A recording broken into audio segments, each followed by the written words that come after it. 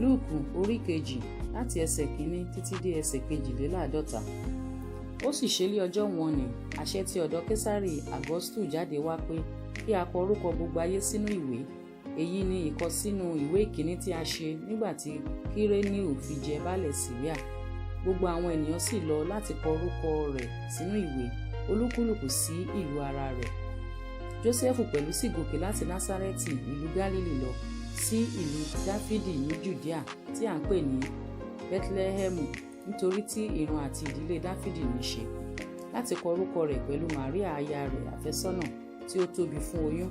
Ó sì ṣe nígbà tí wọ́n wà níbẹ̀, ọjọ́ rẹ̀ pé tí òun ò bí, ó sì bí àkọ́bí rẹ̀ ọmọkùnrin, ó sì fi ọ̀já wé e, ó sì tẹ́ ẹ sínú ibùjẹ ẹran, nítorí tí àyè kò sí fún wọn nínú ilé èrò. Àwọn olùṣọ́ àgùntàn ń bẹ ní ìlú náà, wọ́n ń ṣọ́ agbo àgùntàn wọn ní òru ní pápá tí wọ́n ń gbé. Ṣàkíyèsí, áńgẹ́lì Olúwa náà yọ sí wọn, ògo Olúwa sì ràn yí wọn ká, ẹ̀rù sì bà wọ́n gidigidi. Áńgẹ́lì náà sì wí fún wọn pé, má bẹ̀rù, sáà wò ó, mo mú ìyìnrere ayọ̀ ńlá fún yín wá tí yóò ṣe ti ènìyàn gbogbo, nítorí tí a bí olùgbàlà fún yín lónìí ní ìlú Dáfídì tí í ṣe Kristi Olúwa. Èyí ni yóò sì ṣe àmì fún yín, ẹ̀yin ò rí ọmọ ọwọ́ tí a fi ọ̀já wé, ó dùbúlẹ̀ ní ibùjẹ ẹran. Ọ̀pọ̀lọpọ̀ ogun ọ̀run sì yọ sí áńgẹ́lì náà ní òjijì, wọ́n yin Ọlọ́run wípé, ògo ni fún Ọlọ́run lókè ọ̀run àti ilé ayé àlàáfíà, ìfẹ́ inú rere sí ènìyàn. Ó sì ṣe nígbà tí àwọn áńgẹ́lì náà padà kúrò lọ́dọ̀ wọn lọ sí ọ̀run, àwọn ọkùnrin olùṣọ́ àgùntàn náà bá ara wọn sọ pé, ẹ jẹ́ kí a lọ tààrà sí Bẹ́tlẹ́hẹ́mù kí a lè rí ohun tí ó ṣẹ tí Olúwa fi hàn fún wa.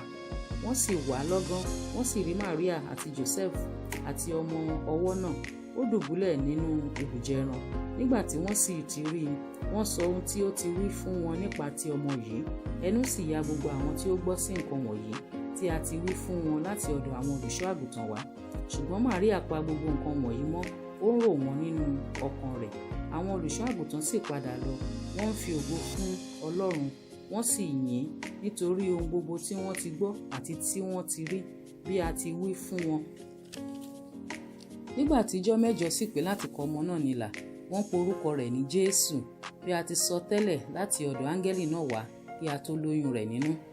Nígbà tí ọjọ́ ìwẹ̀nùmọ́ Màríà sì pé, gẹ́gẹ́ bí òfin Mósè, wọ́n gbé Jésù wá sí Jerúsálẹ́mù láti fi fún Olúwa, bí a ti kọ sínú ìwé òfin Olúwa pé gbogbo ọmọkùnrin tí ó ṣe àkọ́bí òun ni a ó pè ní mímọ́ fún Olúwa, àti láti rúbọ gẹ́gẹ́ bí èyí tí a wí nínú òfin Olúwa, àdàbà 2 tàbí ọmọ ẹyẹlé 2. Sì kíyèsí, ọkùnrin kan wà ní Jerúsálẹ́mù, orúkọ rẹ̀ a máa jẹ́ Síméónì. Ọkùnrin náà sì ṣe olóòótọ́ àti olùfọkànsìn, ó ń retí ìtùnú Ísírẹ́lì, ẹ̀mí mímọ́ sì bà lé e. A sì ti fi hàn láti ọ̀dọ̀ ẹ̀mí mímọ́ náà wá pé òun kì yóò rí ikú kí ó tó rí Kristi Olúwa. Ó sì ti pa ẹ̀mí mímọ́ ẹ̀mí wá sínú tẹ́ḿpìlì. Nígbà tí àwọn òbí rẹ̀ sì gbé ọmọ náà Jésù wá láti ṣe é bí iṣẹ́ òfin. Nígbà náà ni ó gbé e lé apá rẹ̀, ó ń fi ìbùkún fún Ọlọ́run, ó ní, Olúwa, nígbà yìí ni ó tó jọ̀wọ́ ọmọ ọ̀dọ̀ rẹ̀ lọ́wọ́ lọ ní àlàáfíà gẹ́gẹ́ bí ọ̀rọ̀ rẹ̀, nítorí tí ojú mi ti rí ìgbàlà rẹ̀ náà, tí ìwọ ti pèsè sílẹ̀ níwájú ènìyàn gbogbo, ìmọ́lẹ̀ láti mọ́ sí àwọn kèfèrí àti ògo Ísírẹ́lì ènìyàn rẹ̀. Ẹnu sì ya Jósẹ́fù àti ìyá rẹ̀ sí nǹkan tí a sọ sí wọ̀nyí. Síméónì sì súre fún wọn, ó sì wí fún Màríà ìyá rẹ̀ pé, kíyèsí, a gbé ọmọ yìí kalẹ̀ fún ìṣubú àti ìdìde ọ̀pọ̀ ènìyàn ní Ísírẹ́lì, àti fún àmì tí à ń sọ̀rọ̀ òdì sí. Idà yóò sì gún ìwọ náà lé ọkàn pẹ̀lú, kí a lè fi ìrònú ọ̀pọ̀ ọkàn hàn. Ẹnìkan sì ń bẹ, Ánnà wòlíì, ọmọbìnrin Fánuélì, ní ẹ̀yà Ásérì, ọjọ́ ogbó rẹ̀ pọ̀, ó ti bá ọkọ rẹ̀ gbélé ọdún 7 láti ìgbà wúńdíá rẹ̀ wá, ó sì ṣe opó ìwọ̀n ọdún 64, ẹni tí kò kúrò ní tẹ́ḿpìlì, ó sì ń fi àwẹ̀ àti àdúrà sin Ọlọ́run lọ́sàn-án àti lóru.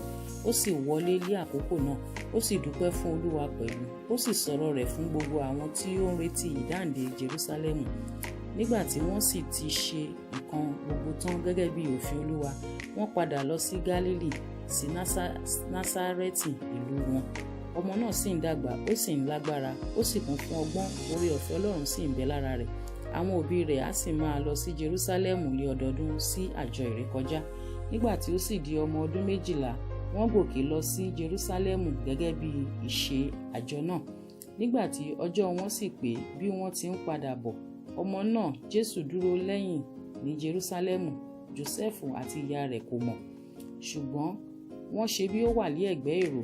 Wọ́n rin ìrìn ọjọ́ kan, wọ́n wá kiri nínú àwọn ará àti àwọn ojúlùmọ̀ wọn. Nígbà tí wọn kò sì rí i, wọ́n padà sí Jerúsálẹ́mù, wọ́n wá kiri. Ó sì ṣe lẹ́yìn ijọ́ mẹ́ta, wọ́n rí i nínú tẹ́ḿpìlì. Ó jókòó ní àárín àwọn olùkọ́ni, ó ń gbọ́ tiwọn, ó sì ń bi wọ́n léèrè. Ẹnu sì ya gbogbo àwọn tí ó gbọ́ ọ̀rọ̀ rẹ̀ fún òye àti ìdáhùn rẹ̀. Nígbà tí wọ́n sì rí i, àṣe wọn, ìyá rẹ̀ sì bí pé, ọmọ, èéṣe tí ìwọ fi ṣe wá bẹ́ẹ̀? Sáà wò, bàbá rẹ àti èmi ti fi ìbìnújẹ́ wá ọ kiri. Ó sì dáhùn wí fún wọn pé, èéṣe tí ẹ̀yin fi ń wá mi kiri? Ẹ̀yin kò mọ̀ pé èmi kò lè ṣàì má wà níbi iṣẹ́ bàbá mi. Ọ̀rọ̀ tí ó sọ kò sì yé wọn.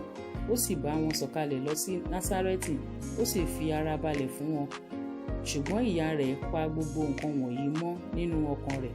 Jésù sì ń pọ̀ lé ọgbọ́n, ó sì ń dàgbà, ó sì wà ní ojúrere ní ọ̀dọ̀ Ọlọ́run àti ènìyàn.